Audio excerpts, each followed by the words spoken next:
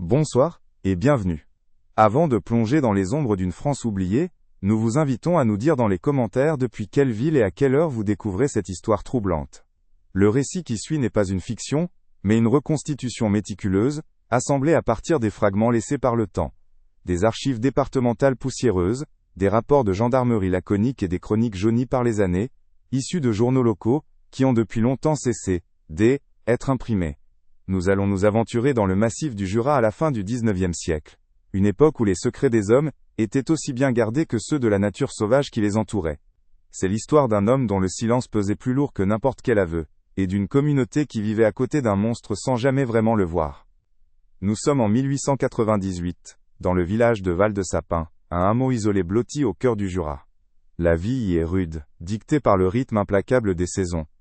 L'hiver enterre le paysage sous un linceul de neige, tandis que l'été offre un répit bref et précieux.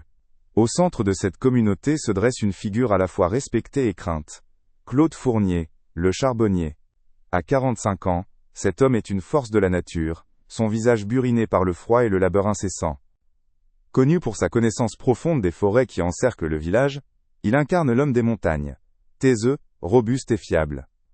Il vit en marge, dans une cabane à la lisière des bois, ne descendant que pour vendre le fruit de son travail, ce charbon essentiel à la survie de tous, durant les longs mois de gel. Pourtant derrière cette façade d'hommes simples et travailleurs se cache une ombre, un secret aussi glacial et impénétrable que les hivers jurassiens. Depuis quelque temps, des voyageurs qui s'aventurent sur les sentiers de montagne disparaissent sans laisser la moindre trace. Un colporteur, un percepteur, un géomètre, des silhouettes qui évanouissent dans le silence des sapins. Au début, on accuse le froid, les loups, ou les dangers inhérents à ces terres sauvages. Mais alors que les disparitions se multiplient, la réputation de Claude Fournier, le gardien silencieux de ces bois, commence à se fissurer. Le respect qu'on lui porte se teinte peu à peu d'une méfiance sourde, révélant une vérité bien plus sombre que les superstitions locales sur les esprits de la forêt. L'homme qui connaît chaque recoin de ce territoire est-il seulement un témoin de ces drames? Les premières traces de cette affaire se trouvent dans les colonnes de Écho du Jura, le journal local de Époque. De brèves chroniques mentionnent ces accidents de montagne, ou ces disparitions inquiétantes, souvent attribuées à une possible bande de brigands, pour rassurer la population. Les rapports officiels, conservés aujourd'hui dans les archives départementales de Lons-le-Saunier, sont tout aussi évasifs, concluant hâtivement à des égarements fatals. Personne ne semble vouloir relier ces événements entre eux. Pourtant, les murmures à l'auberge du village racontent une autre histoire. On étonne de voir le charbonnier posséder des objets qui jurent avec sa condition modeste, une pipe de belle facture, un foulard de soie. Comment un homme si humble pouvait-il se procurer de tels biens, alors que des étrangers fortunés disparaissaient sur ces terres? À la fin du XIXe siècle, Val-de-Sapin n'est qu'un point sur la carte, un hameau de pierre et de bois agrippé au flanc du massif du Jura, comme pour résister à la force d'une nature souveraine et impitoyable. En 1898, le village vit en quasi-autarcie, coupé du monde par des hivers longs et rigoureux, qui ensevelissent les sentiers sous une épaisse couche de neige, transformant la communauté en une île glacée au milieu d'un océan de sapins. Le silence y est une entité palpable, rompu seulement par le hurlement du vent ou le craquement des arbres sous le poids du gel. Cette isolation géographique forge les caractères, rendant les habitants aussi durs et méfiants que la terre qui les nourrit. La modernité qui transforme les villes françaises n'est ici qu'un écho lointain, une rumeur qui peine à franchir les cols escarpés. L'architecture du village est le reflet de cette existence austère. Les fermes, massives et basses, sont construites en pierre calcaire locale, leurs toits de lauze pentus conçus pour supporter le fardeau de la neige. Les ruelles étroites et pavées serpentent entre les bâtisses, convergeant inévitablement vers la place centrale où se dresse l'église Saint-Martin. Son clocher, simple et robuste, est le seul repère vertical dans ce paysage horizontal, une sentinelle de granit qui veille sur les vivants et les morts. C'est le cœur social et spirituel de Val-de-Sapin, le lieu où les naissances sont célébrées, et les secrets confessés, un bastion de certitude dans un monde où les forêts environnantes semblent abriter des mystères bien plus anciens que la foi chrétienne elle-même. L'économie locale est entièrement dépendante de la forêt qui encercle le village. Elle dicte le travail des hommes et le rythme des jours. Les bûcherons abattent les sapins géants, dont le bois est ensuite transformé par les scieurs et les artisans. Plus haut, sur les plateaux, quelques familles élèvent des vaches pour le lait, qui servira à fabriquer le fameux fromage de la région. Mais une figure essentielle, bien que marginale, est celle du charbonnier. Des hommes comme Claude Fournier vivent à la lisière de ce monde, passant des semaines entières seuls dans les bois, à surveiller la combustion lente des meules. Leur travail est vital, car le charbon de bois chauffe les foyers et alimente les forges, mais leur isolement les place en dehors de la communauté, les transformant en créatures presque mythiques, à moitié sauvages. Cette géographie humaine engendre un climat social, empreint d'une méfiance quasi pathologique, envers tout ce qui vient de l'extérieur. Elle, étranger, le hors-saint, est perçu avec une suspicion immédiate, considéré comme une menace potentielle à elle, équilibre précaire de la communauté, chaque visage inconnu est scruté, chaque parole pesée. Les nouvelles du monde extérieur arrivent avec des semaines de retard, colportées par des marchands ambulants, qui sont eux-mêmes traités avec une politesse distante.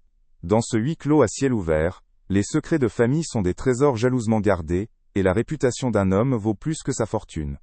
On se tait beaucoup à Val-de-Sapin, car la parole peut être une arme aussi tranchante qu'une hache. Au-delà de la méfiance envers les hommes, il y a la peur ancestrale de la forêt elle-même. Pour les habitants de Val-de-Sapin, les bois ne sont pas seulement une ressource, mais un royaume d'ombre peuplé de légendes et de superstitions. On y parle à voix basse de la vouivre, créature reptilienne gardienne de trésors, ou des esprits des arbres qui égarent les voyageurs imprudents. Ces croyances, héritées d'un paganisme jamais tout à fait éteint, offrent une explication commode aux événements étranges. Une disparition ? C'est Lee, œuvre de la forêt qui réclame son dû. Un accident ? C'est la punition d'un esprit offensé. Cette vision du monde, où le surnaturel est une possibilité tangible, permet de rationaliser l'inexplicable, et, surtout, de ne pas chercher de coupable parmi les siens. C'est dans ce contexte que les premières mentions de disparition apparaissent, traitées comme de simples faits divers par le journal régional, Elle, Écho du Jura.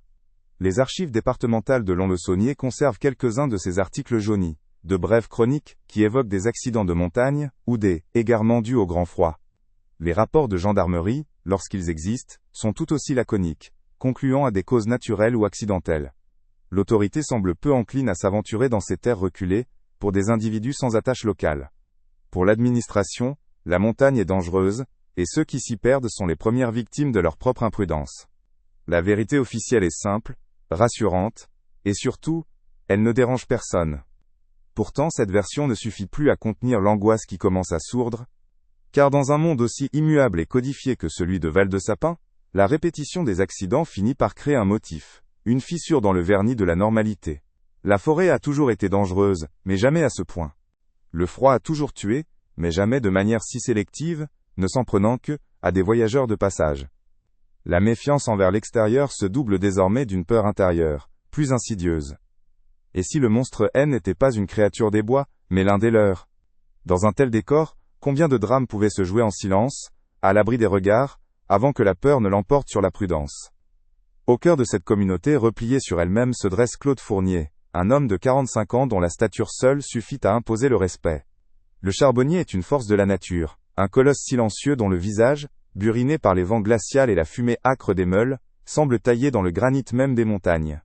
Il est l'homme des bois par excellence, une figure presque mythique dont la connaissance intime de la forêt inspire à la fois l'admiration et une certaine crainte. Pour les habitants de Val-de-Sapin, il est une certitude, un pilier aussi immuable que les saisons. Il fournit le charbon qui réchauffe les foyers et fait tourner les forges, un service essentiel qui lui confère une place à part, respectée mais distante. Son mutisme est interprété comme la marque des hommes qui vivent en communion avec une nature qui parle peu, mais dit l'essentiel. Veuf depuis plusieurs années, Claude Fournier vit dans un isolement quasi total, une solitude qui semble avoir creusé en lui des ravines plus profondes encore que celles de son visage. La mort de sa femme, survenue dans des circonstances que personne n'aime, évoque plus, a marqué une fracture silencieuse dans sa vie, l'enfermant davantage dans son mutisme. Il élève seul sa fille unique, Élise, une adolescente qui a grandi à l'ombre de ce père taciturne et de la forêt omniprésente. Cette condition de veuf lui attire une forme de sympathie discrète de la part des femmes du village, qui voient en lui un homme accablé par le destin, portant seul le fardeau de son foyer. Mais cette compassion reste à distance, car personne n'ose véritablement franchir le périmètre invisible qu'il a érigé autour de son existence, un rempart de silence et de travail acharné. Leur demeure est une cabane isolée, plantée à la lisière des bois, à une distance respectable des dernières fermes du village. C'est plus un abri qu'une maison, un bastion de bois sombre et de pierres moussues qui semble faire corps avec la forêt qui l'entoure. La fumée qui s'antisse et échappe paresseusement de sa cheminée est souvent le seul signe de vie visible depuis le village. Pour s'y rendre, Il faut emprunter un sentier à peine tracé, qui se perd rapidement sous les sapins. Cet emplacement n'est pas anodin. Il matérialise la position de Claude dans la communauté. Essentiel mais en marge. Proche mais jamais intégré. La cabane est une frontière entre le monde des hommes et le royaume sauvage.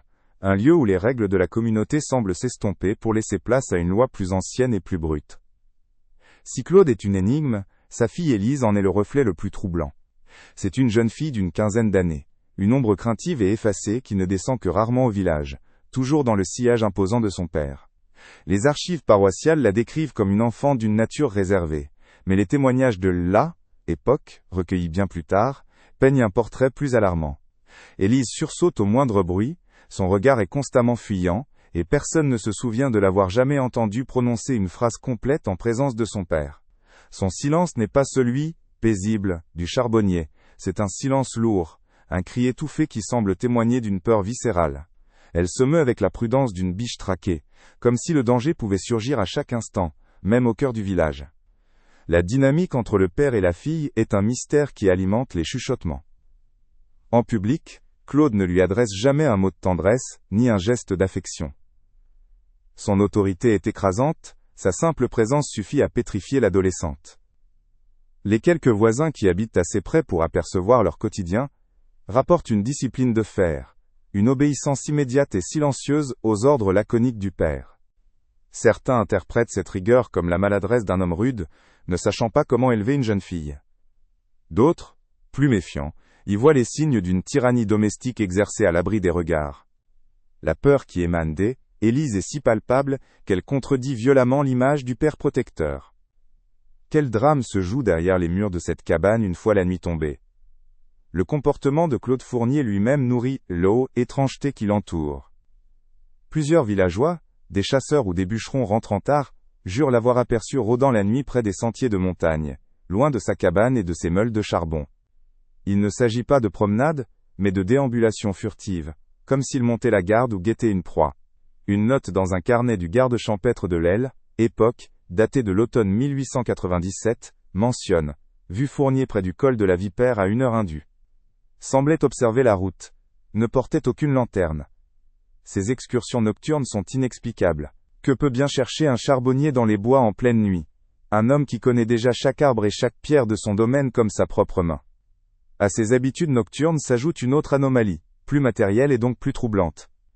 À plusieurs reprises on a vu Claude Fournier en possession d'objets qui jurent avec sa condition modeste. Un jour, c'est une pipe en bruyère, finement ouvragée. Un objet de luxe qu'il fume au vu et au su de tous, sur la place du village. Une autre fois, c'est un foulard de soie coloré, aperçu dépassant de sa poche, alors qu'il chargeait son charbon. Ces possessions sont des fragments d'un autre monde, celui des voyageurs fortunés, des citadins de passage. Interrogé nonchalamment par l'aubergiste sur la provenance de sa pipe, il aurait simplement répondu l'avoir trouvée dans les bois. Une explication plausible dans ces montagnes qui voient passer tant de monde, mais qui, répété, commence à sonner faux. Ainsi se dessine le portrait complexe de Claude Fournier. D'un côté l'homme du jour, le travailleur infatigable, le fournisseur indispensable, dont la force tranquille rassure. De l'autre, l'homme de la nuit, la silhouette fuyante, le père d'une enfant terrorisée, détenteur d'objets dont l'origine est suspecte. Le respect que lui voue la communauté est teinté d'une méfiance instinctive, une prudence dictée par tout ce qui, en lui, ne cadre pas avec la vie simple et prévisible de Val-de-Sapin.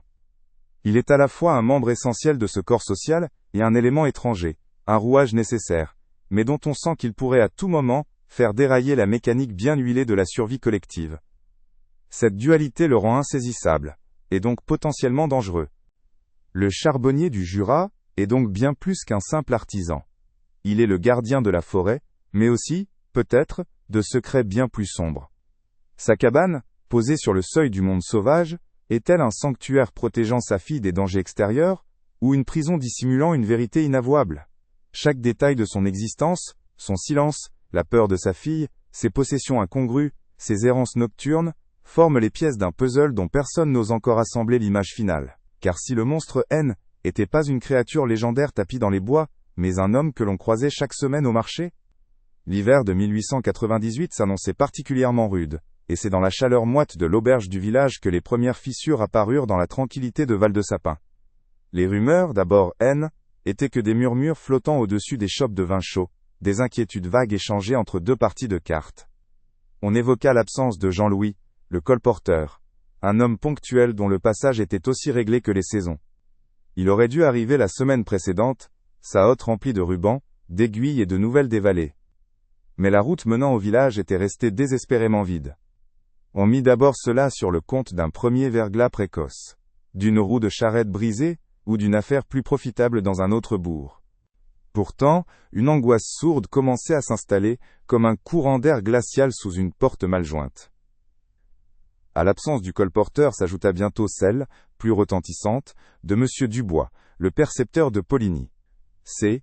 était un homme méticuleux, un fonctionnaire dont la vie était une succession de chiffres, et d'échéances. Il était venu collecter les impôts, une visite jamais agréable mais toujours prévisible, et S. était volatilisé sur le chemin du retour. Cette fois, les explications habituelles semblaient moins convaincantes. Les loups, ils n'attaquaient que rarement un homme seul en plein jour. S. était-il égaré? Impensable pour un habitué de ces routes. La communauté, pour se rassurer, évoqua la dangerosité inhérente à la montagne, un lieu où la nature avait tous les droits, y compris celui de reprendre ce qu'elle voulait. Mais au fond des cœurs, une autre vérité, plus terrible, commençait à germer. La montagne N était peut-être pas la seule coupable. Elle, Écho du Jura, dans son édition du 15 novembre, consacra quelques lignes à ces événements dans sa rubrique des faits divers. L'article, prudent, parlait d'une série de disparitions inquiétantes dans le secteur du Haut-Jura, et citait, sans plus de détails, une possible bande de brigands profitant de l'isolement des routes de montagne, à l'approche de l'hiver. Cette hypothèse officielle, bien que plausible, avait pour principal objectif de contenir la panique et de délocaliser la menace. En faisant des coupables des étrangers, des voleurs de grands chemins, le journal protégeait l'intégrité de la communauté locale. Mais pour les habitants de Val-de-Sapin, cette explication sonnait faux. Des brigands auraient laissé des traces, des corps dépouillés, des témoins terrorisés. Or ici, il n'y avait rien, juste le silence et le vide. La thèse des brigands ne tenait pas. Dans le huis clos de Val-de-Sapin, on savait que des étrangers ne pouvaient opérer longtemps sans être repérés. Chaque sentier, chaque combe était connu et surveillé par les chasseurs et les bûcherons. Une bande organisée aurait eu besoin de soutien, d'un refuge, d'une complicité locale. L'idée même était absurde. La peur changea alors de nature. LN était plus une crainte diffuse venant de l'extérieur, mais une suspicion insidieuse, tournée vers l'intérieur. Si le loup N était pas un étranger, c'est qu'il faisait partie de la bergerie. Les regards commencèrent à se faire plus lourds, les silences plus pesants. Chaque visage familier devenait un masque potentiel, dissimulant une vérité monstrueuse. Le village se replia sur lui-même, chaque foyer devenant une forteresse contre un ennemi désormais invisible et potentiellement proche. C'est dans ce climat de méfiance généralisée qu'un détail, d'abord anodin, attira l'attention. On remarqua que Claude Fournier, d'ordinaire toujours à court d'argent, payait ses dettes, avec une surprenante régularité. Il régla son ardoise chez l'aile, épicier, puis acheta un nouveau fer pour sa hache chez le forgeron, payant non pas avec la menue monnaie habituelle, mais avec des pièces d'argent, et même, une fois, une pièce d'or qui brilla étrangement dans la pénombre de l'atelier. Le forgeron, un homme pragmatique, n'y prêta d'abord pas attention, se contentant de tester la pièce entre ses dents, avant de la glisser dans sa bourse. Mais, la nouvelle se répandit vite. D'où un simple charbonnier, dont les revenus suffisaient à peine à nourrir sa fille, pouvait-il tirer un tel argent? La provenance de ces pièces devint le sujet central des conversations à voix basse. Le charbon de bois était une denrée essentielle, mais elle ne rendait personne riche. Les Fournier vivaient dans une pauvreté digne, presque ancestrale. L'apparition soudaine de cet argent frais coïncidait de manière troublante avec les récentes disparitions. Le colporteur transportait sa recette, et le percepteur, par définition, avait les poches pleines. Le lien était si évident, si terrible, que personne n'osait le formuler à haute voix. On préférait interroger, supposer, laisser la rumeur faire son travail de sape. On se souvenait alors des objets incongrus vus en sa possession, la pipe ouvragée, le foulard de soie. Ces détails, autrefois perçus comme des excentricités, prenaient désormais l'allure de trophées macabres. Le puzzle mental se mettait en place, pièce par pièce, dans l'esprit collectif du village. Le motif se dessinait avec une clarté effrayante. Des voyageurs solitaires, pourvus d'argent ou d'objets de valeur, disparaissaient sur un territoire que Claude Fournier connaissait mieux que quiconque. L'homme des bois, le gardien silencieux de la forêt, Naine, était peut-être pas seulement un témoin. Son savoir pouvait être une arme. Il connaissait les sentiers oubliés, les grottes dissimulées, les ravins où un corps pouvait disparaître à jamais. Sa présence constante à la lisière du monde civilisé N était plus une marque de son indépendance, mais un avantage stratégique terrifiant. La forêt, son royaume, devenait la scène d'un crime parfait, un complice silencieux qui ne trahirait jamais son maître. Le respect teinté de crainte que les villageois éprouvaient pour le charbonnier se mua progressivement en une peur pure et viscérale. On continuait de le saluer, de lui acheter son charbon, car la vie devait suivre son cours et l'hiver approchait. Mais les interactions étaient devenues un théâtre. Les sourires étaient crispés, les paroles rares et purement fonctionnelles.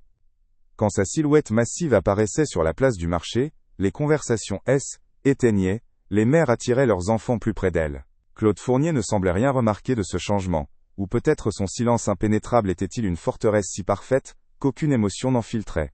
Il était devenu une incarnation du danger, un monstre que l'on côtoyait par nécessité, en priant pour ne jamais attirer son attention. L'angoisse s'infiltra dans le quotidien de Val-de-Sapin, empoisonnant l'air comme la fumée d'une meule de charbon. Les portes, autrefois laissées ouvertes durant la journée, étaient désormais verrouillées dès le crépuscule. Les hommes ne partaient plus seuls chasser ou couper du bois, s'organisant en petits groupes. La forêt, qui avait toujours été le garde-manger et le poumon économique du village, devint une frontière menaçante, un lieu où l'on ne s'aventurait plus qu'avec la peur au ventre. Les légendes anciennes sur les esprits des bois refaisaient surface, mais elles ne servaient plus à expliquer l'inexplicable. Elles étaient devenues une métaphore pour une horreur bien humaine. On se racontait que la forêt avait faim, mais tout le monde comprenait de quelle faim il s'agissait réellement. Pourtant, personne n'osait accuser ouvertement le colosse silencieux. Qui aurait eu le courage d'affronter cet homme dont la force physique était légendaire? Qui oserait se confronter à celui qui connaissait chaque recoin de cette forêt impitoyable, qui pouvait y disparaître à volonté, ou y faire disparaître les autres? Porter une accusation sans preuve formelle, était se désigner soi-même comme la prochaine victime. La gendarmerie était loin, et son efficacité dans ces terres sauvages, toute relative. Les villageois étaient pris au piège, condamnés à vivre aux côtés du monstre présumé, dans une complicité forcée par la peur. Ils étaient les gardiens d'un secret qu'ils ne pouvaient ni prouver, ni dénoncer. Un secret qui les rongeait de l'intérieur. Ainsi la rumeur enfla, se nourrissant de chaque silence, de chaque regard fuyant, de chaque pièce d'or dépensée par le charbonnier. Elle devint une certitude intime, une vérité non dite, mais partagée par tous. Claude Fournier était au centre d'un cercle de peur, isolé non plus seulement par son choix de vie, mais par le soupçon collectif, qui l'entourait comme un linceul invisible. Le village tout entier retenait son souffle, attendant le faux pas, l'erreur qui ferait basculer la suspicion dans le domaine des faits. Mais combien de voyageurs devraient encore disparaître avant que la vérité éclate au grand jour? Et si ce silence, que tous prenaient pour une preuve de culpabilité, était en réalité que le masque d'une autre tragédie, encore plus sombre? Le silence oppressant qui Mautrasas était abattu sur Val-de-Sapin ne pouvait plus contenir la peur. Les rumeurs, devenues trop lourdes pour être simplement chuchotées à l'auberge, commencèrent à chercher une issue, une autorité à qui se confier. C'est le curé du village, le père Michel, qui fut le premier dépositaire de cette angoisse collective. Homme de foi mais aussi homme de la terre, il sentait que le mal qui rongeait sa paroisse n'avait rien de surnaturel. Il se remémora alors une confession troublante, faite par Claude Fournier quelques mois plus tôt, des mots qui, à elle, époque, lui avaient semblé être que l'expression de la rudesse montagnarde. Aujourd'hui, ces mêmes paroles résonnaient en lui comme le glas d'une vérité insoutenable, l'obligeant à briser le secret de la confession, non pas en révélant le péché, mais en alertant sur le danger qui menaçait ses ouailles. Dans la pénombre du confessionnal, la voix grave du charbonnier avait résonné, non pour avouer un crime, mais pour partager une philosophie aussi froide que la pierre de l'eau, Église. La forêt a ses lois, mon père, avait-il dit. Elle est généreuse, mais elle réclame son dû. Elle prend ce dont elle a besoin pour maintenir, équilibre. Le père Michel, dans ses archives personnelles, un petit carnet relié de cuir, avait noté la phrase, frappée par sa tournure païenne. Il se souvient des yeux de Fournier, vus à travers la grille, des pupilles sombres et vides, dépourvues de la moindre lueur de piété ou de remords. À la lumière des disparitions, cette dette envers la forêt prenait un sens macabre. Le prêtre comprit avec effroi que Claude ne parlait pas d'animaux ou d'arbres, mais d'hommes. La forêt ne réclamait rien, était lui son gardien autoproclamé, qui prélevait un tribut de sang. Alerté par une lettre anonyme du curé, le gendarme du bois, en poste dans le bourg voisin de Poligny, décida de se rendre à Val-de-Sapin. C. était un homme méthodique, peu enclin aux superstitions locales qu'il considérait comme le fruit de l'isolement et de l'ignorance. Pourtant, la convergence des rumeurs et la panique palpable décrite par le prêtre l'incitèrent à la prudence.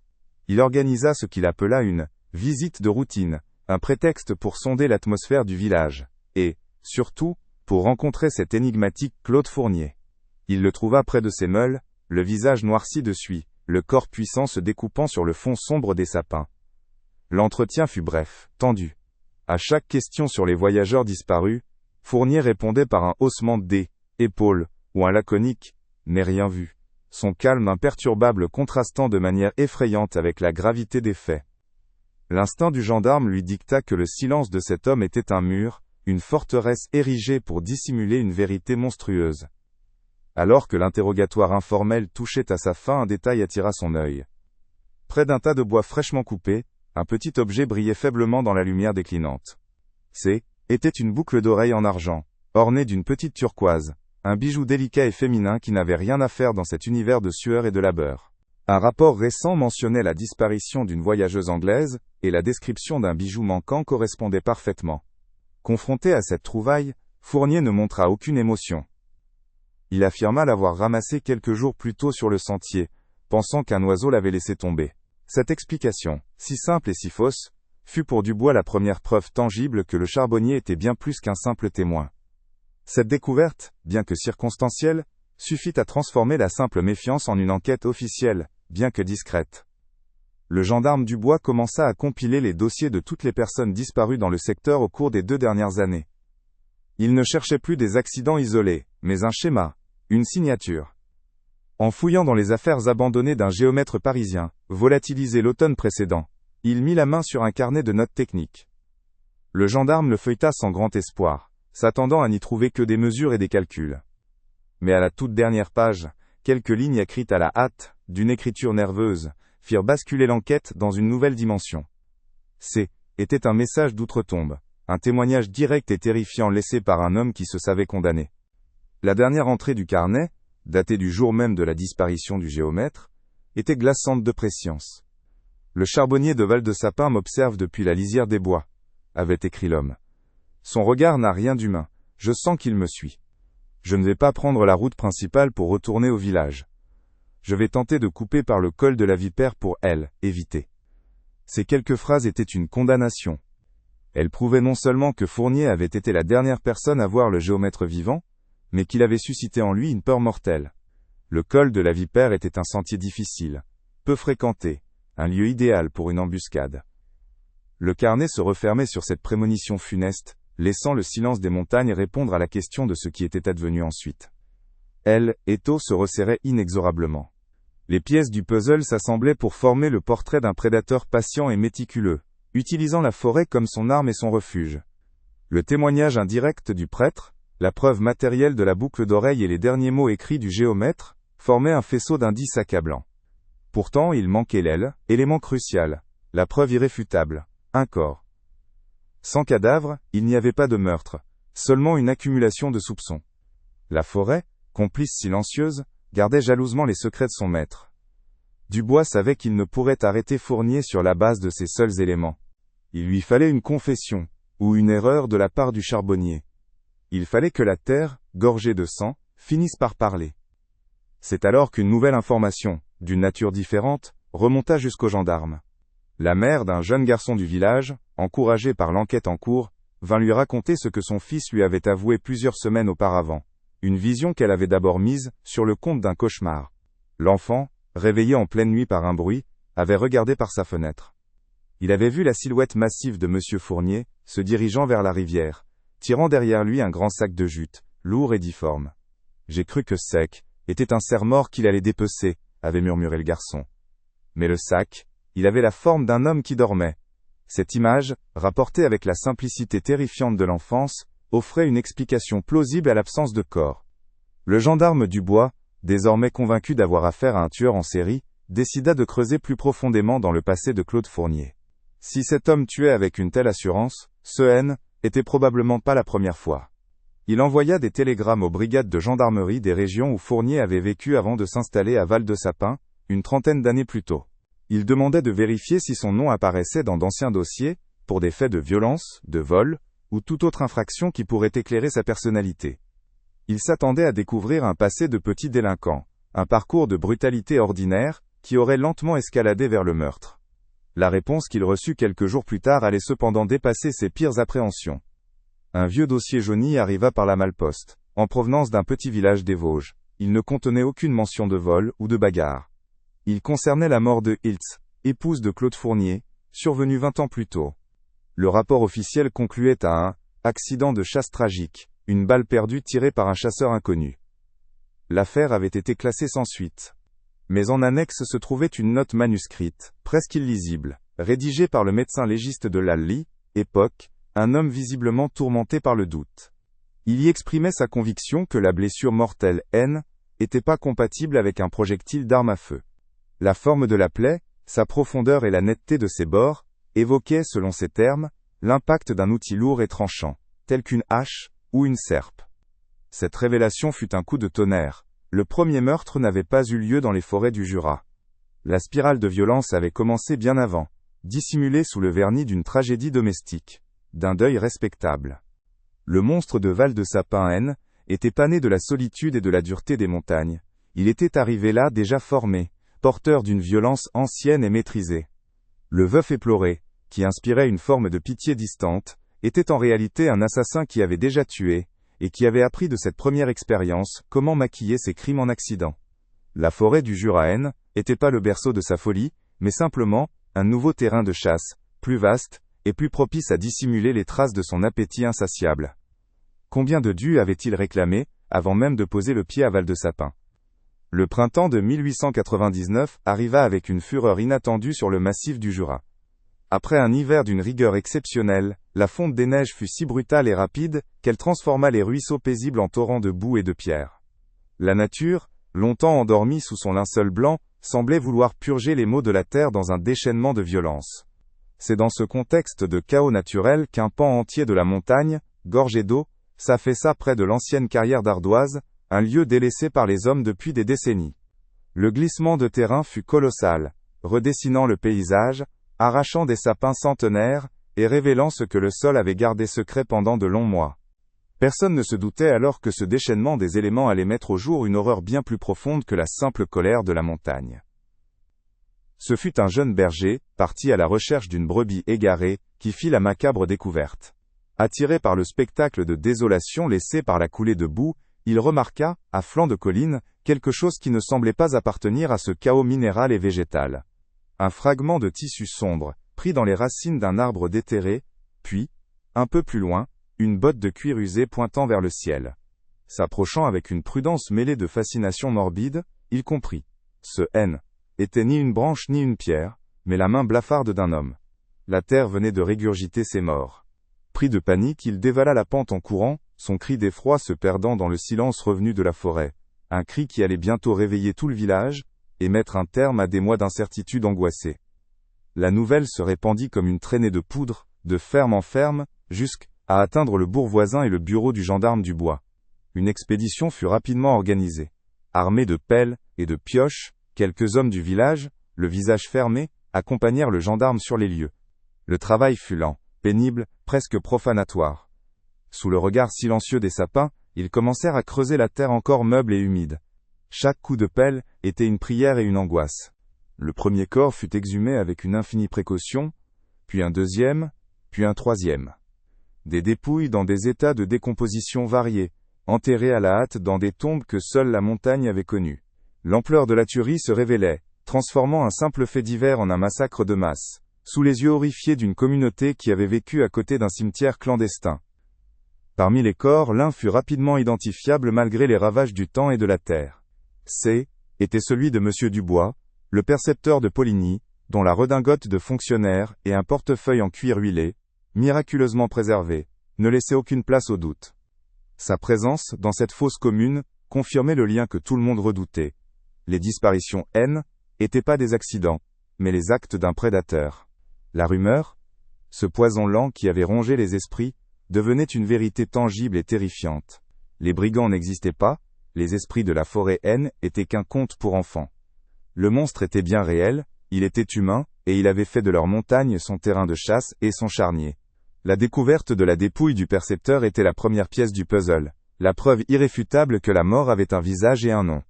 Les corps furent transportés à Lons-le-Saunier pour y être examinés par le médecin légiste, un homme de science dont la rigueur tranchait avec les superstitions locales. Dans la salle froide et carrelée de la morgue, sous la lumière crue d'une lampe à pétrole, la vérité allait changer de nature.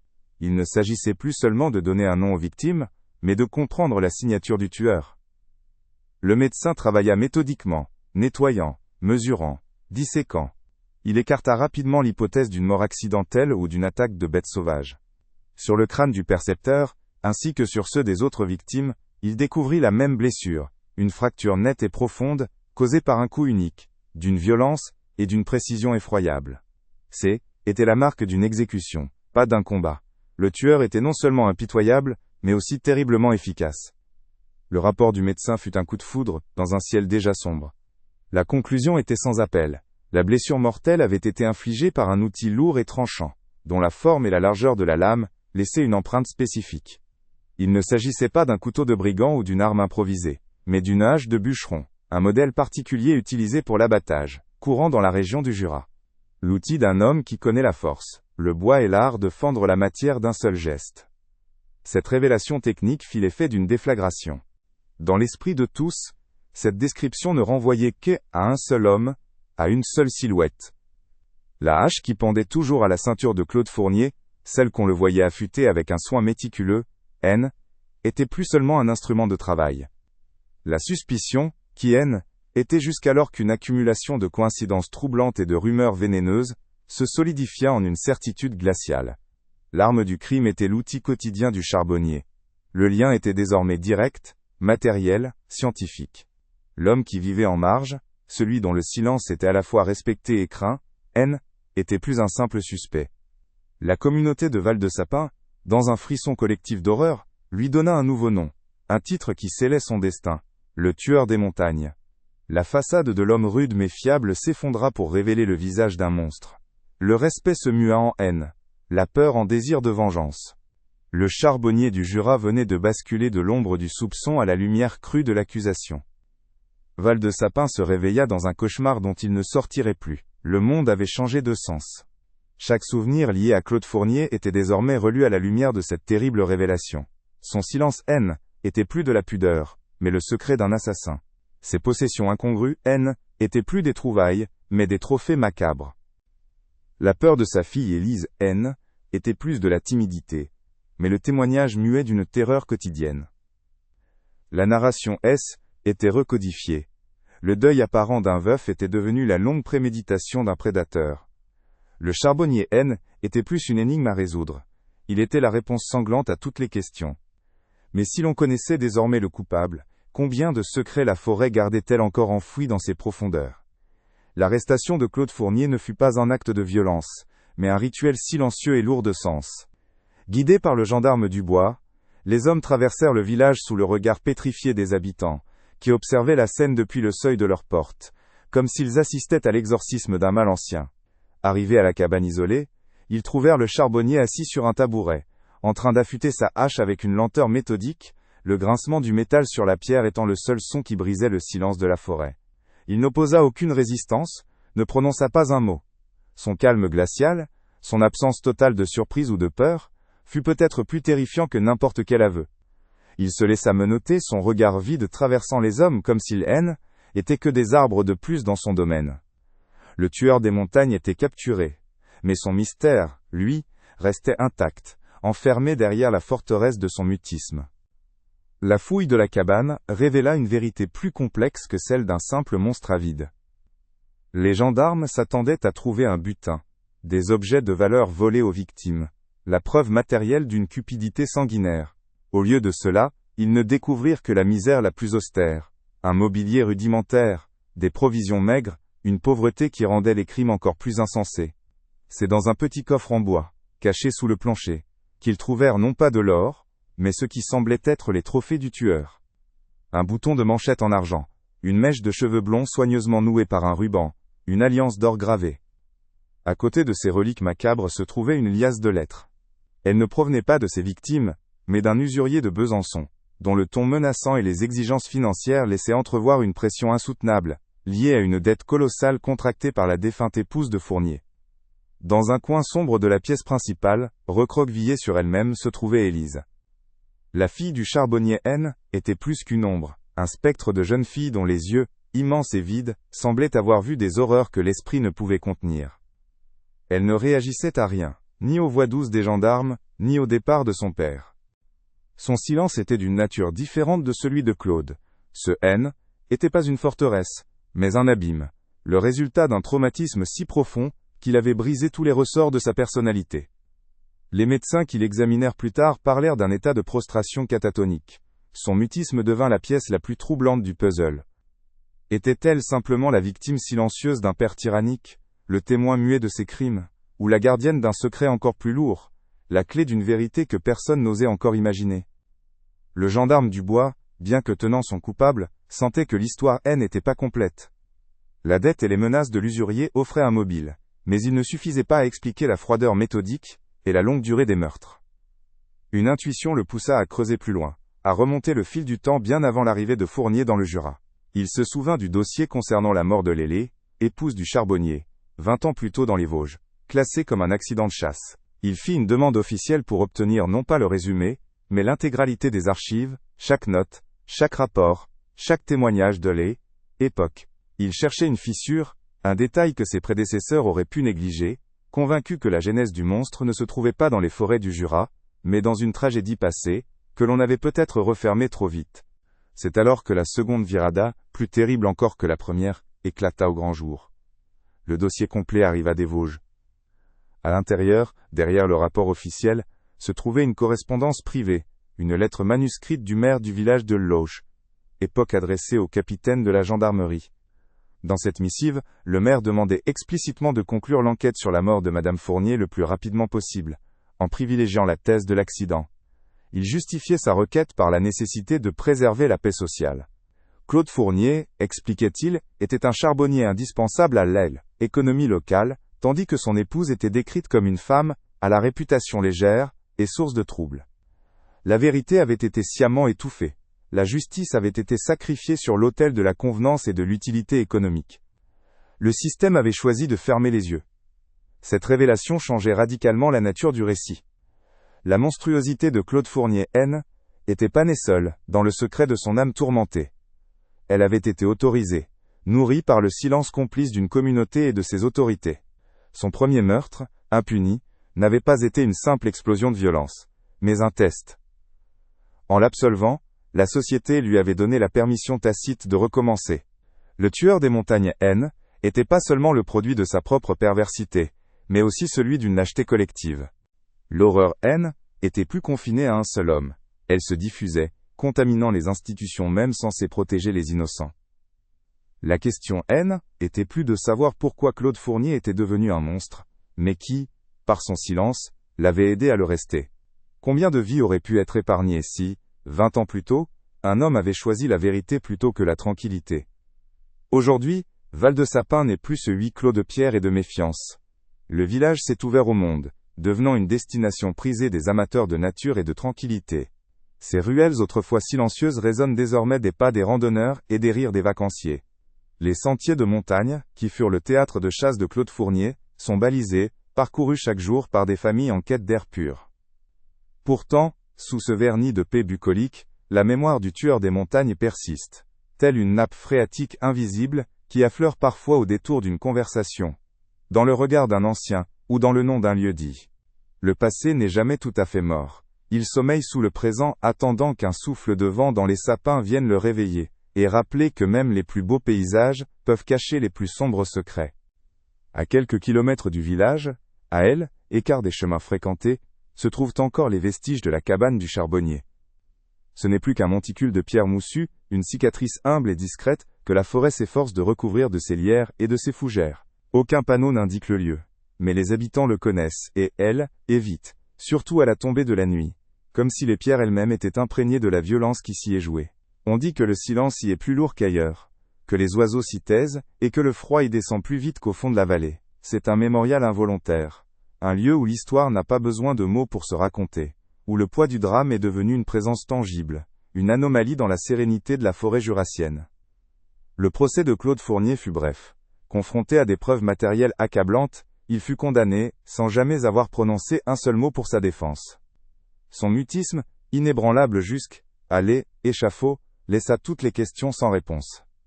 Le nombre exact de ses victimes n'a jamais été établi, la montagne n'ayant probablement pas rendu tous ses morts.